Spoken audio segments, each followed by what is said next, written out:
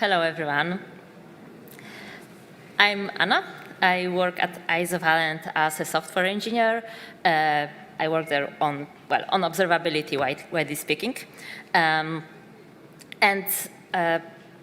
We work on tools, observability tools using eBPF directly and indirectly. eBPF, eBPF is not new. It's a technology that has been here for a while. It's used in production for a while, and it got a lot of traction already in observability space and in wider cloud-native space.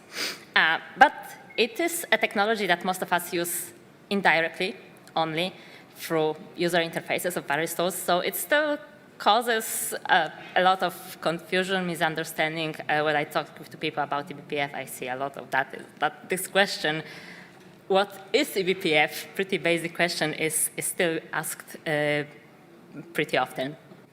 So let's start with a quick introduction. What is eBPF and what I will talk about today?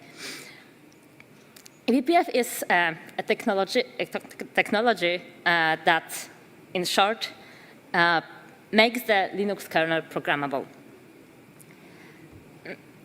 It is the commonly used comparison is that eBPF is to Linux kernel what JavaScript is to the browser. So it allows you to kind of inject programs into Linux kernel, run them without modifying the Linux kernel itself, without recompiling it, etc.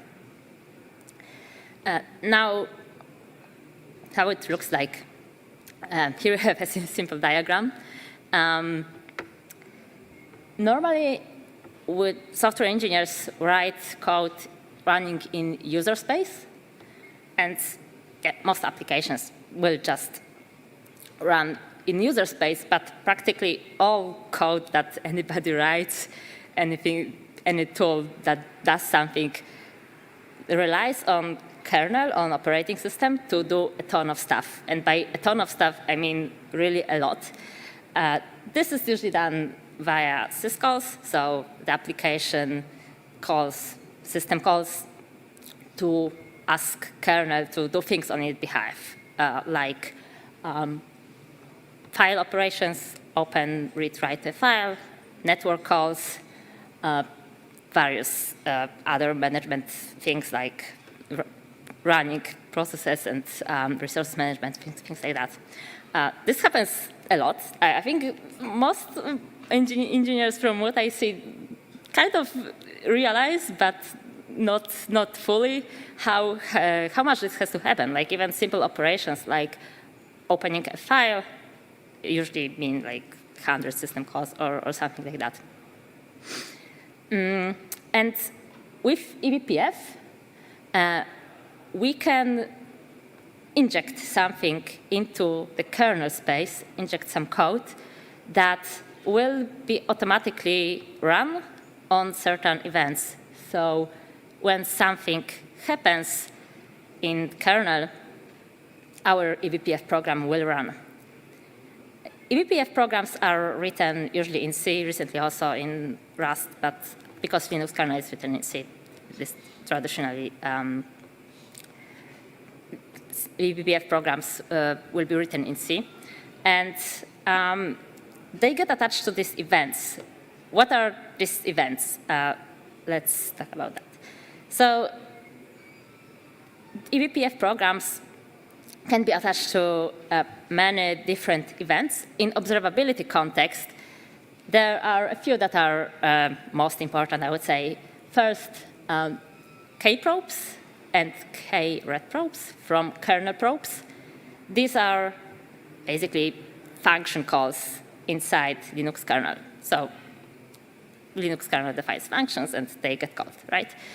Similarly for uprobes and uret probes, these are functions in user space. So these are events that mean that some user space function got called. Uret probe will be similar event, but when the function returns.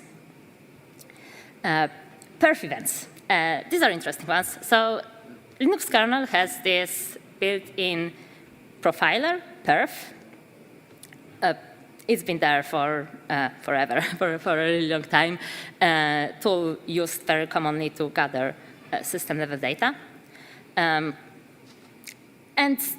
it is used pretty commonly these days by various user space tools to do something with this performance data that we have from perf tool. Another events commonly used in observability are trace points and user space trace points, so-called USDTs. These are very similar to kprobes and uprobes. The difference is that trace points are statically defined, same like user space trace points. What means two things, basically. Means that they are more stable than kprobes and uprobes because function names can change between different versions, right? Trace points are considered more stable, but also they have to be statically defined, so there's like a limited number of them. There are many, many more attachment points for eBPF programs, like, for example, socket events used commonly in networking or in security space, but from the observability perspective, these are, I think, the most important ones. And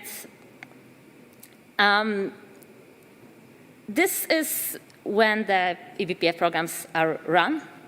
Now, to be actually useful, any program, computer program doing anything needs something to store its state. Like user space applications typically will connect to a database where the whole state of the world is stored in the database. In eBPF world, the role of the database is served by BPF maps. BPF maps are basically key value stores stored in kernel memory. There are many different kinds, like really many different kinds of BPF maps. For example, hash table perfing buffers, but many others, but all are basically key value stores. And they can store some state of the world. They are used for communication between different components.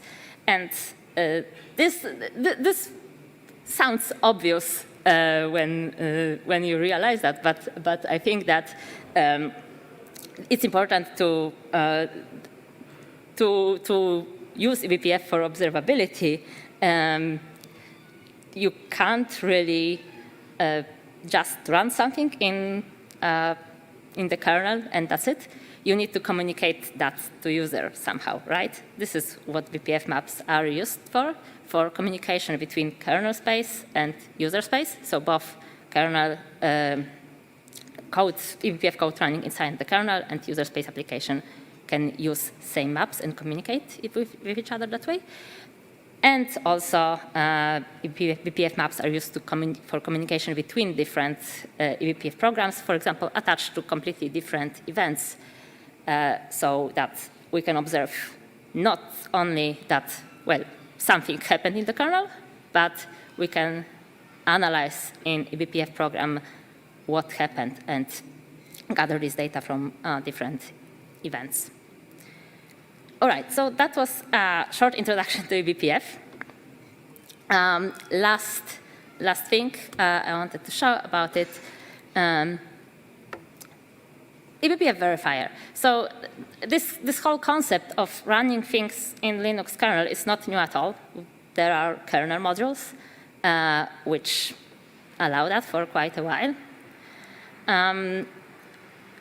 What makes eBPF different is the verifier that verifies that the program is safe to run. By safe to run, we usually mean that it's guaranteed to complete, and it won't access memory that it shouldn't access, and a few other things like that. But basically that it won't crash the kernel what is a risk with kernel modules? People are generally often pretty scared about just installing kernel modules to the Linux kernel because, well, if a kernel module contains the bug, then not just the program crashes, the whole machine crashes. So that would be very bad. With eBPF, this is not really a problem, because not really a worry, because all the code is verified by a verifier and only then run. All right. So why eBPF is useful for observability, and especially in cloud-native space? Well, here at KubeCon, we run things in Kubernetes, right? I ran a lot of stuff in Kubernetes for quite a while. And, well, in Kubernetes, we have many applications running on same node. They are scheduled by Kubernetes. As a developer, we don't really need to care which machine the application is running. It's just scheduled and then rescheduled by Kubernetes. This is great from resources perspective, from management perspective. But one thing that still remains the same is that although there are many applications running on any host, and we don't need to care which applications are running where, still one node, one host, has always one Linux kernel.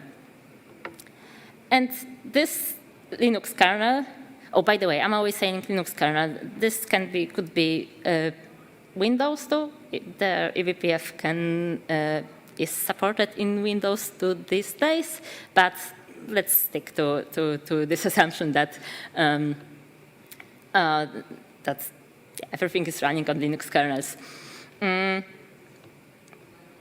So all these applications running on one node reach out to Linux kernel to do things, to make network calls, to open files, to run processes, everything. And that means that if we put eBPF programs in this Linux kernel, they see everything that happens to all these applications. While we don't need to do any code changes in applications themselves, we need to have some code in user space that will load these eBPF programs, but no code changes to applications themselves, while eBPF programs can see practically everything. One thing that makes it so promising in observability space is that there is, well, one thing is that there are no code changes, but second thing is that there is very low performance overhead in all of that. eBPF programs run in kernel space, and of course, there is this kernel user communication happening all the time, but we don't need to run everything in user space. We don't need to do that many calls to kernel if we do some of our observability logic in the kernel space. So this is why people in observability space often get so excited about eBPF, and why it's so promising, because, well, observability, instrumenting for observability always adds this overhead that nobody likes. Okay, let's move on to look at some of eBPF observability tools. So as I mentioned at the beginning, most people won't write eBPF code themselves. It's C code. It's not a language that many people really feel super comfortable with. It's code running in the kernel to load it, you need high privileges. These days, there are many, many tools that use eBPF for security, for networking, and also for observability.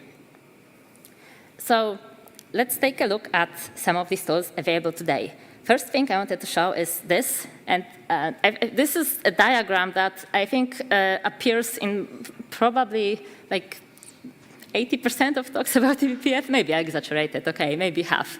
But a diagram that those of you who are tracking this space probably saw a lot. It's the author of the diagram is Brendan Gregg. And it shows various tools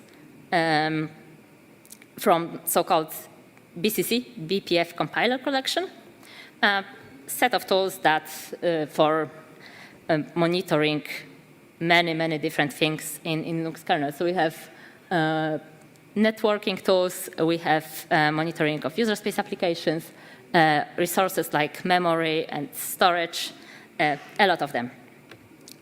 Now, this is all of these tools are available in the BCC repository. This screenshot is a screenshot from like the GitHub page of this repo. It's just a very small subset of the tools because the list is very, very long.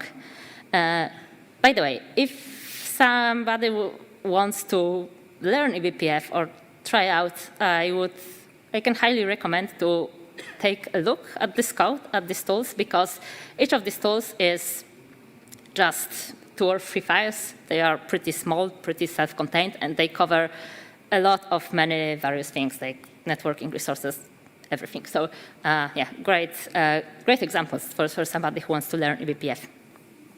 Now, there is this eBPF exporter tool from Cloudflare, which how they describe it is BCC tools as Prometheus metrics, and that summarizes it pretty well. This is a tool that can expose everything monitored by BCC tools as Prometheus metrics. How it looks like, you have to provide a configuration file. In configuration file, you define what metrics you want and what labels you want on these metrics. This is pretty much necessary with any observability tools using eBPF, because the thing about eBPF is that it produces completely ridiculous amount of data, and we need to define this pretty granularly what we actually want from it. And here on the slide, you can see the eBPF code that is generated from this config file. So it basically creates like a trace point, attaches to a trace point that will count timers fired. All right. The next thing I want to talk about is something that we work, the main project of Isovalent, the company I work at, Cilium. Cilium uses eBPF for networking. It's a Kubernetes CNI plugin, a very rich CNI plugin. It also has service mesh and other meshes features, a lot of security enforcement. But this is not a talk about security and about networking. Cilium also has observability layer, and this is using eBPF for observability sort of indirectly, because, well, Cilium is using eBPF for networking. So instead of doing networking traditionally with IP tables, we inject eBPF programs that handle network flows in Linux kernel. But if you have these eBPF programs that do that, then you can as well just ask these eBPF programs to provide you information about what network flows are flowing in the system and observe that. So this is what Hubble does. Hubble is observability layer for Cilium.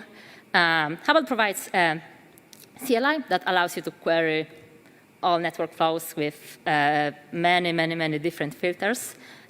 And also, if you prefer an aggregated view, you don't need that much granularity, then Hubble exposes Prometheus metrics that can be ingested in, can be queried from Grafana, for example. Here's Grafana screenshots where you just query the network traffic from various different network layers, like with regular Prometheus metrics. Another thing, like kind of a project under the Cilium umbrella, is Tetragon. Tetragon is security tool. It is tool that mostly security people would be interested in, people who need to do audits, for example, or want to detect attacks. Tetragon uses K-probes and trace points to monitor events that happen in the kernel. To use it, you define tracing policy. Here you can see example of a tracing policy. And what you can see here, we see that the tracing policy defines K-probe that the program will attach to. The K-probe is fd install. This is a Linux kernel function that basically will be called on file operations, roughly speaking. And the tracing policy also defines what output you want to get. In that case, we want to get file operations that happen inside the etc folder. Then if we inject that to the Linux kernel, to the program generated with this config, then we can get this output from Tetragon. So we get very granular events that are happening inside the Linux kernel. In this case, we see that I think basically somebody writes a password, changes a password.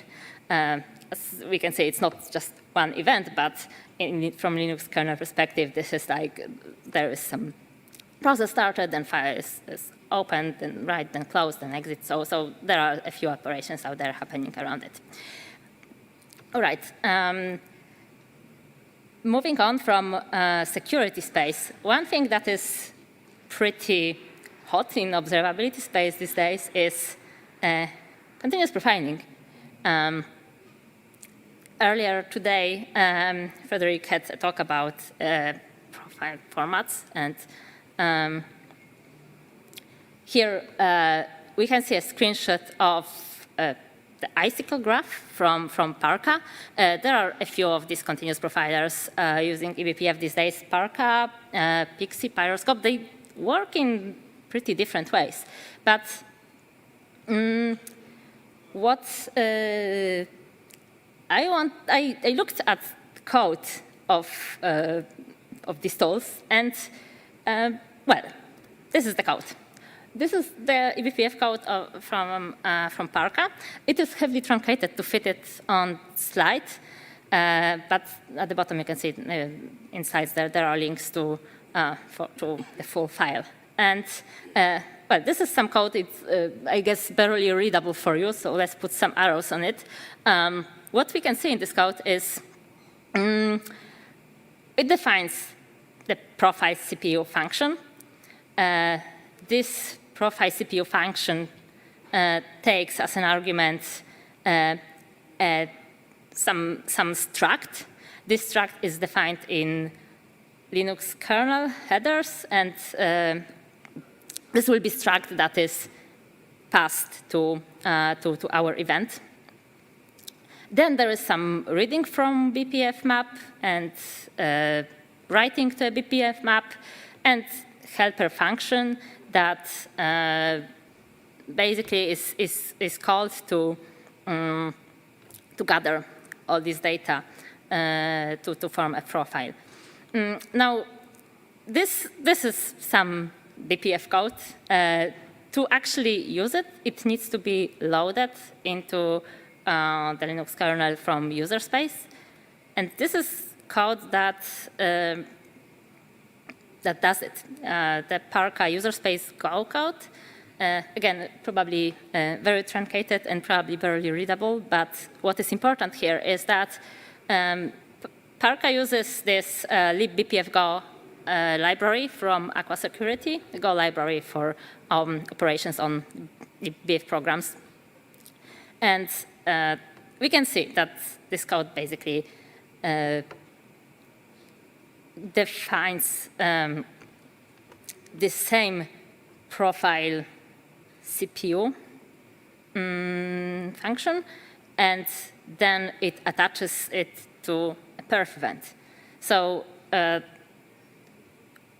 previously, when I was going through various attachment points, mentioned this perf profiler in Linux kernel. This is what is happening here, basically. This is we are attaching to perf events from the perf profiler, and this function, this eBPF function from the previous slide, is run continuously to gather the full the profile. Another thing that is pretty hot in the observability space these days is distributed tracing. Here's a distributed trace, a Jaeger screenshot. So we can see, well, this is something that everybody wants, but it's not easy to get because for distributed tracing, you basically need two things, right? Like to export traces, this can be done somewhat automatically, but also you need to propagate context. This is not easy. To propagate context, this is always like language specific. For some languages, there are tools that do that automatically, but for other languages, this is really not easy. But there is a project. There is a project that is very early, a very early stage, under OpenTelemetry umbrella.